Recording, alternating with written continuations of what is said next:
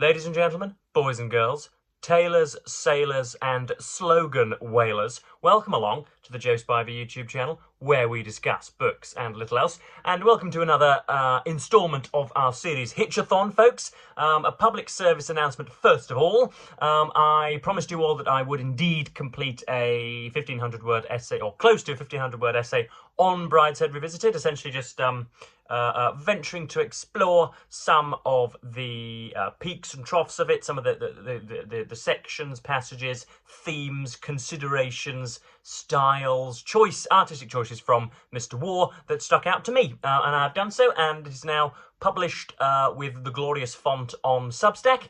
And if indeed, ladies and gentlemen, you would like to read articles, pieces of that kind of cutting vibrancy on a thrice weekly basis, then consider parting with something like $5, $6 and pounds and rupees and yen every single month, and you will indeed get that beamed straight through your brain. This is usually the part where I think everybody tells you that $5 doesn't get you an ounce of ale anymore or whatever.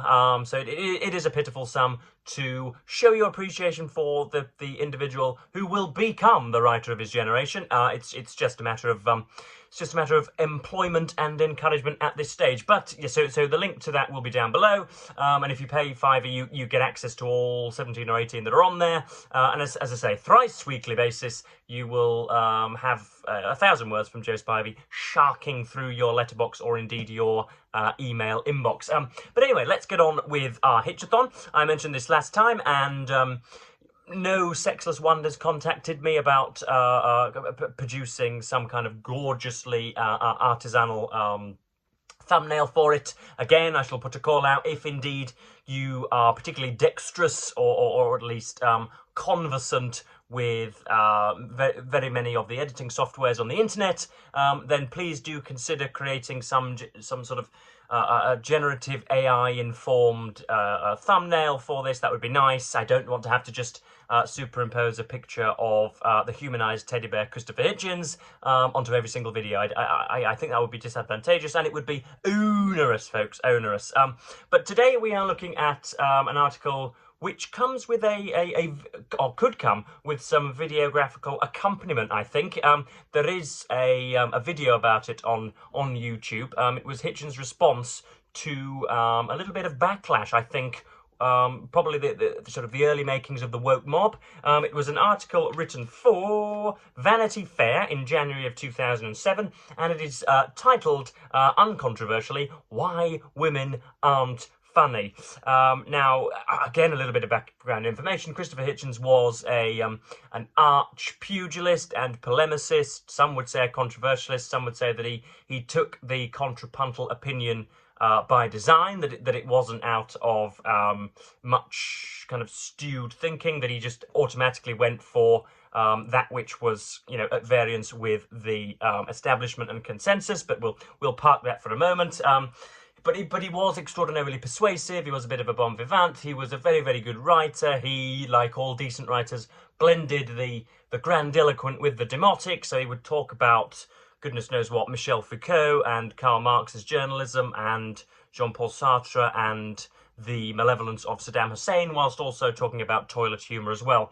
So in this particular piece, it's quite a short one, folks. If you do want to pick up a copy of Arguably by Hitchens, I think it's about £10 or £15 brand new. There will be some sullying the shelves of second-hand bookstores, I'm sure, throughout both England, Ireland, Scotland, and further afield. It's not a very efficient book. It's 800 pages deep, but I think it only includes about, I wouldn't want to guess, but for 800 pages, you would think that you would get double the amount of essays. I've nearly read these, and I've only had the book a fortnight, and I have not been going through them assiduously, so there doesn't seem to be an awful lot of content here. But anyway, yeah, this is entitled "Why Women Aren't Funny," and the first section, the first paragraph that we're going to read out, presumes a kind of male focus on carnality, and talking about when indeed you have a new prospective partner, and you're outlining some of their positives and some of their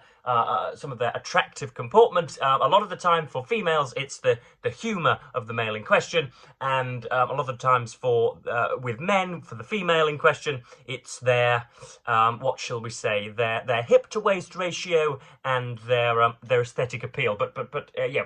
We can interpret that in a few moments' time.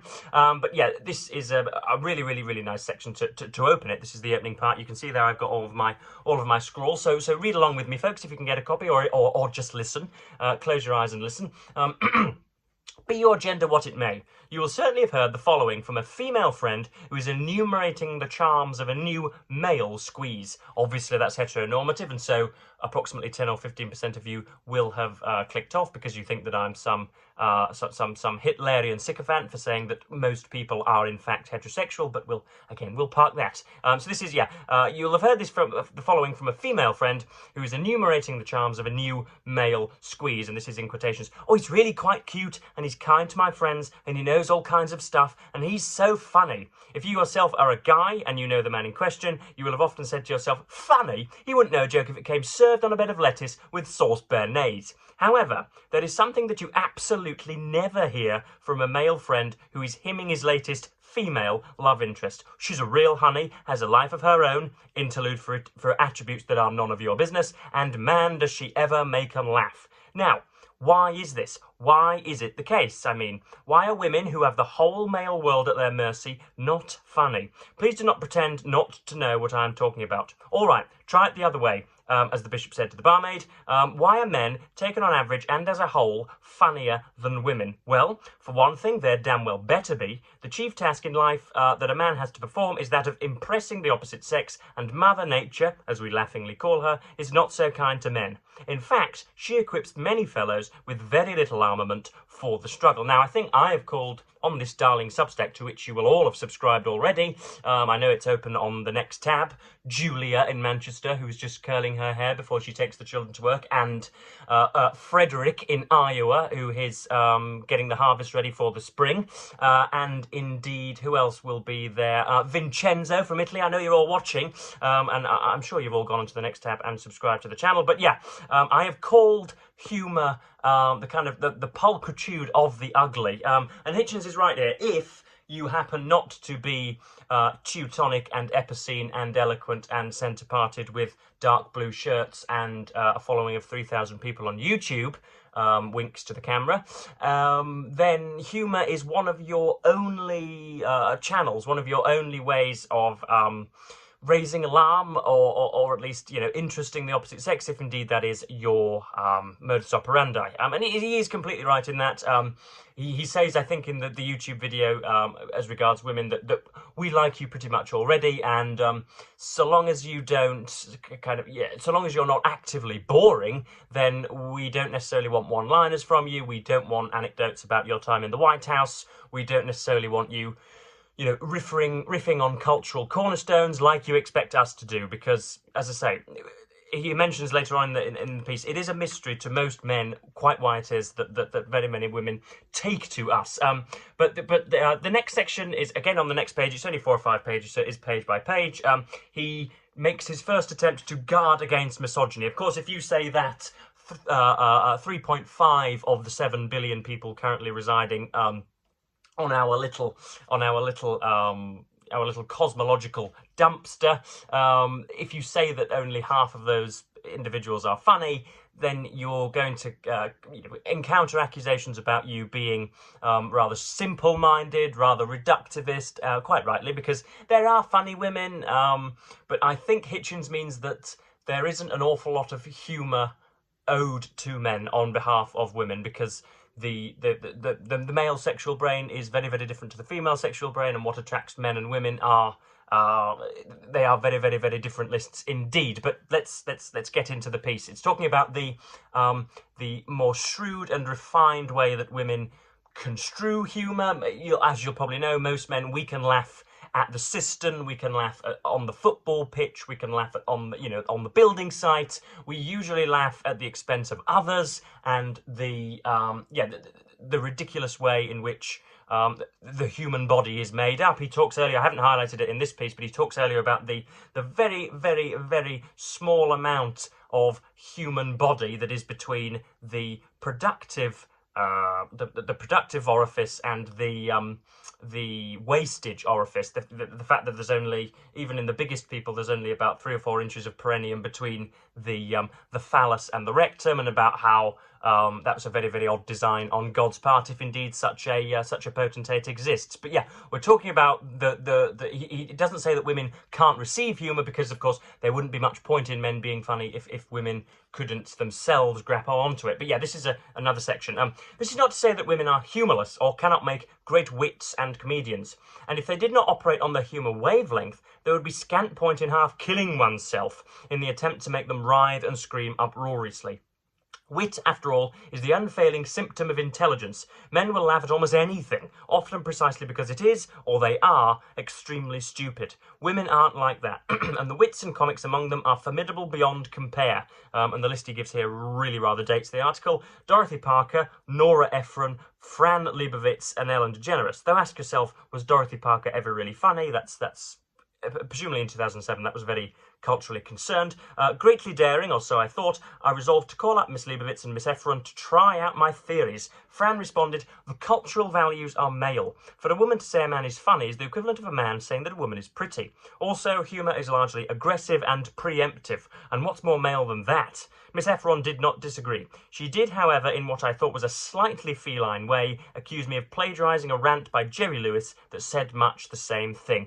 And yeah, we go on to the next section, and this is really where most of the macchiato swilling Gen Z or Zoomer liberals that cannot focus on something for upwards of 10 or 15 minutes, I think that's being generous, who will not have read the article in its totality, will not understand that Hitchens gives an awful lot of credit to the female species, and essentially says that they do not waste their time with conjuring up humorous comments, or they don't have, sometimes anyway, they don't have the ability to grapple with 2 or 3 things at a time comedically.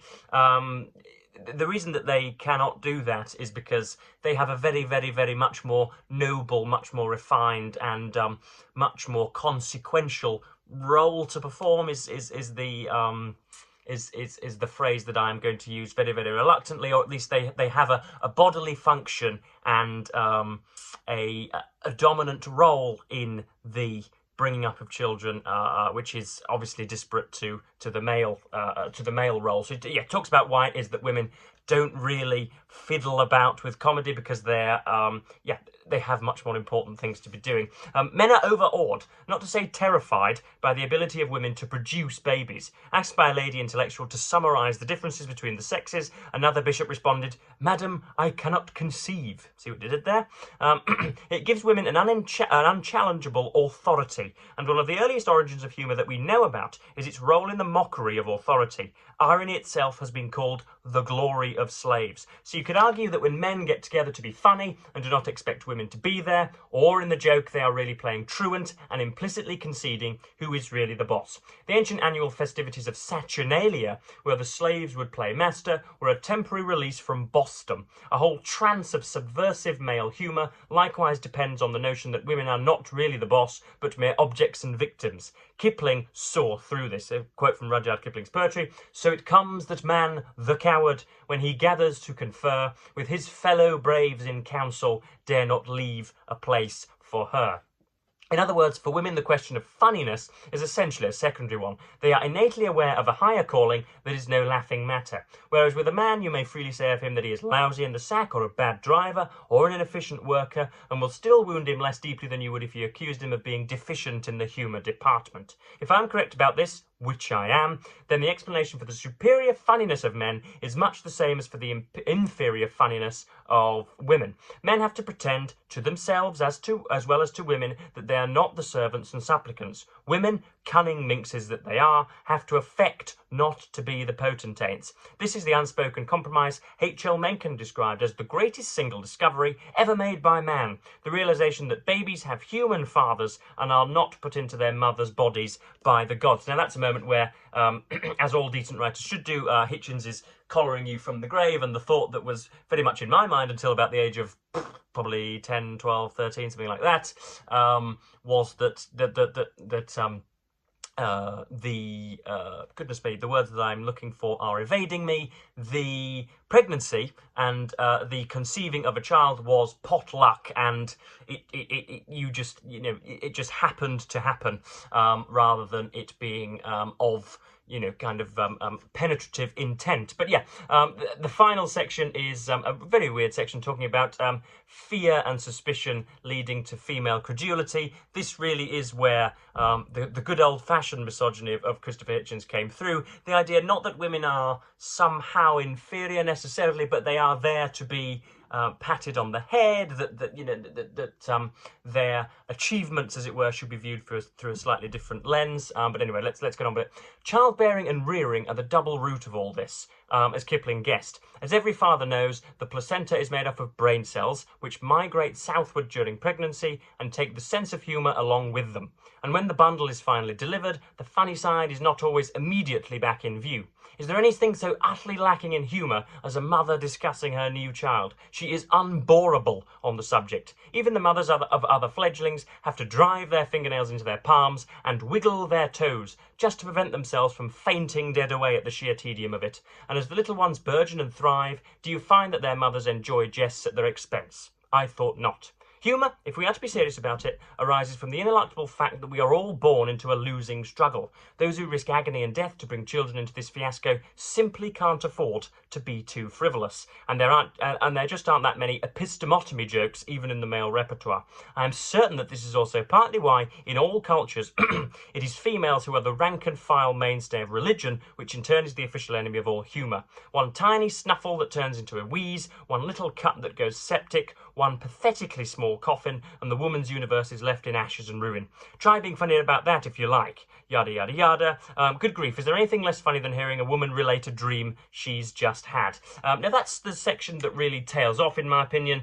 Hitchens goes from talking about not necessarily the unfunniness of women, but their inability to conjure humour and their credulity to horoscopes and all that jazz. But yeah, a very, very, very strange article. It was very, very funny at the beginning.